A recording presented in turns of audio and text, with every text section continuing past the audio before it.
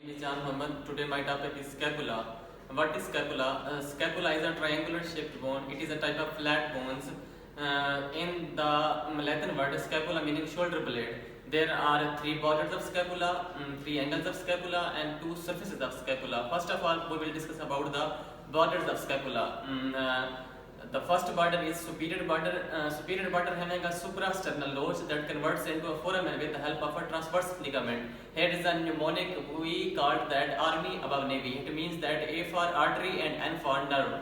It means that the suprascapular artery passes above that foramen and suprascapular nerve passes below that foramen. So second one is a medial border. Medial border is a thin border. It runs parallel to the vertebral column, so it is also called as vertebral border. And the third one is a lateral border. It is the one of the most thickest and strongest border of the scapula, which is used for the attachment of muscle. Laterally, it runs supralaterally towards the apex of axilla, so it is also called as axillary border. Second one is the angles of scapula. There are three angles of scapula: superior angle, inferior angle, and lateral angle. Superior angle, it having superior angle present at the level of T2, thoracic vertebra number 2. It is covered by the trapezius muscles, and second one is the inferior angle. It is present at the level of T7. It is covered by the latissimus dorsi muscles, and third one is the lateral angle. It is also called as glenoid angle. It is a broad angle. It is a thick angle. Lateral angle make a glenoid cavity. So it forms a ball and socket joint. In the Greek word glenoid meaning socket, so it forms ball and socket joint for the circumduction. And one we will discuss about the surfaces of scapula. There are two surfaces of scapula. One is anterior surface. Anterior surface is also called as costal surface because costal ribs are passes near to this surface. It is a concave forward surface. It is a rod-like surface. It acts as a lever for the overhead abduction of the arm. And second one is the posterior surface. It is also called as dorsal surface. There is a spinous process which divides the dorsal surface into a supraspinatus fossa and infraspinatus fossa. And we will discuss about the two deformities of scapula. First one is Sprengel deformities. It is a rare congenital disorder. Congenital disorders are those disorders which happens in the intrauterine life. So Sprengel deformities is a congenital disorder. In this deformities, one head of the scapula is too high. This affected or abnormal head of the scapula is not connected to the spine. Winging of scapula is an anatomical term. It is due to the paralysis of serratus anterior muscles. In this condition, one of the scapula is struck outside of the body. Thanks for attention. Bismillahirrahmanirrahim. My name is Muhammad Hamza. Today I will be discussing about the processes of the scapula. First of all, it is the first one is the coracoid process. It is a hook on the lateral edge of the superior interior side of the scapula, and it is having attachment to the three ligaments and three muscles. The three ligaments are the coracoclavicular, coracoacromial, and coracohumeral ligaments, and the three muscles are the pectoralis minor muscle and the coracobrachiolaris muscle, and the third one is the short head of the bicep muscle. Second process is the acromial process, which is the outer point. This one is the acromial process, which is the outer point of the spine of the shoulder blade. It makes a joint with the clavicle, which is the acromioclavicular joint, and the muscles which are attached with it is the trapezius muscle, which we used for the shrugging of our shoulders. Okay, and the third process we have the spine process. It is a shelf-like projection present at the dorsal side of the scapula, and it divides the supra and infra spinous of the scapula. Hello everyone, my name is Ahsan Najib. I am the student of O State Medical University. Today our topic is humerus.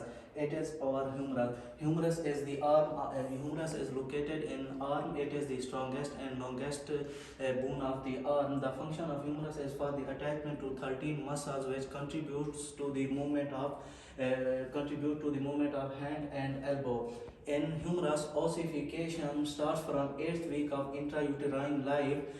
Fusion of epiphysis and diaphysis will happen in 18 years of old. Humerus can be divided into three main parts. First of all, proximal extremity, body or shaft, distal extremity. Then we will discuss about humerus neck. Humerus having two necks. First of all, surgical neck and anatomical neck. Surgical necks divides the upper end of the humerus and lower head of the humerus.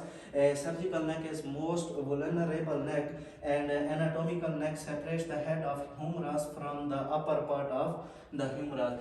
If there is fracture in the surgical neck of the humerus, then it will damage axillary nerve. If the head of humerus is damaged, axillary nerve damage also damage anterior and posterior humerus circumference.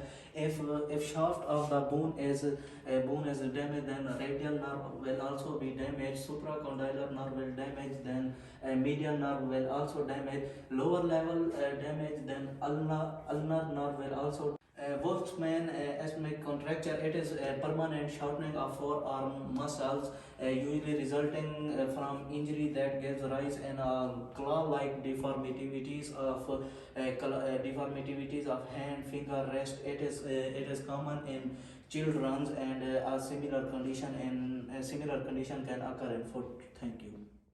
Hello everyone, my name is Usama Malik. I am first year student of Osh State University of International Medical Faculty, and I will be explaining tubercle. Tubercle is a small rounded elevation.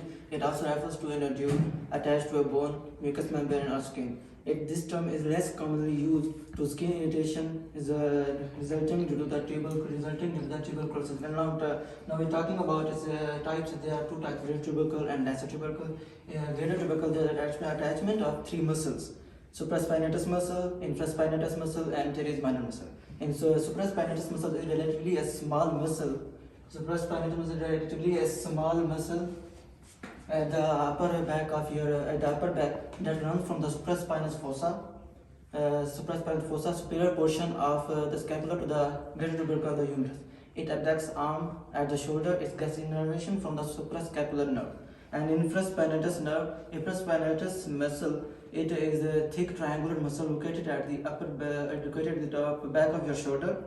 It attached with the top of the upper arm bone and shoulder bone. It is one of the rotator cuff muscles. And talking about the teres minor muscle. Teres minor muscle is an intrinsic narrow shoulder muscle. It runs from the lateral border of the scapula to the greater tubercle of the tuberosity. Now talking about lesser tubercle. Lesser tubercle has only one attachment of muscle, which is subscapularis muscle. And by adding three more muscles like supraspinatus muscle, teres minor muscle, and infraspinatus muscle, these four collectively called rotator cuff muscles. These rotator cuff muscles, they stabilize the shoulder joint. As we know that glenoid cavity is small and head of humerus is large. The nature provides strength due to the four rotator cuff muscles. And talking about shaft. Shaft, there are two parts: anterior compartment and posterior compartment. In interior compartment of shaft, it contains brachial vessel, brachial veins, and brachial artery. And three muscles: BBC muscles, B for brachii muscle, bicep brachii muscle, and coracobrachialis muscle. Posterior compartment has a tricep muscle and radial nerves. And talking about groove. Groove is an elongated depression or furrow. It has two types: bicipital groove and spiral groove. Bicipital groove, the groove that separates the greater tubercle and from the lesser tubercle. Content is the long tendon of adductive brachii, short head of bicep brachii attaches with the coracoid. The ascending branch of anterior circumflex artery is also the content of bicipital groove. It has lateral lip, medial lip, and floor. Medial lip attaches with the teres major muscle.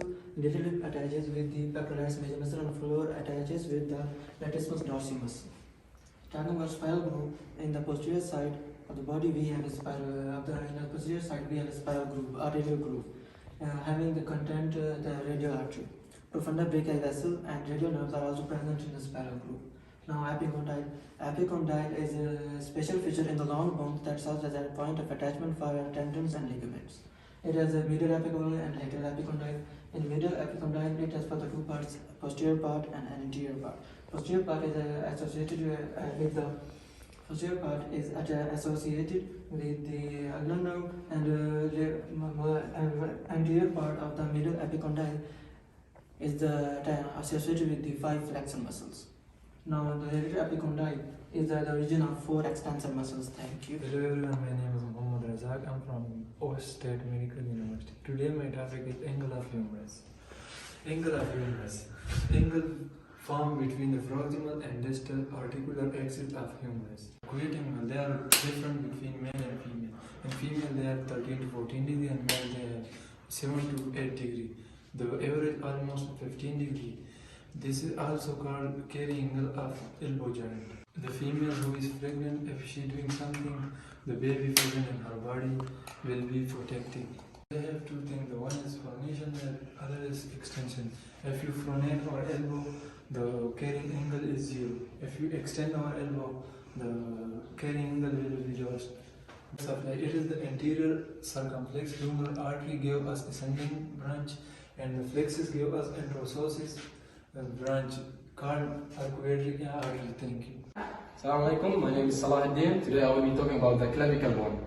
The clavicle bone, clavicle is a Greek word meaning small key, and the clavicle bone have 2 other names, is the collarbone and the beauty bone. Now I will say some facts about the clavicle bone.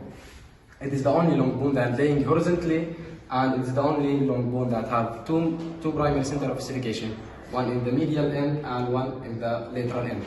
And it's the only long bone that don't have medullary cavity, and it is thank you. Cut.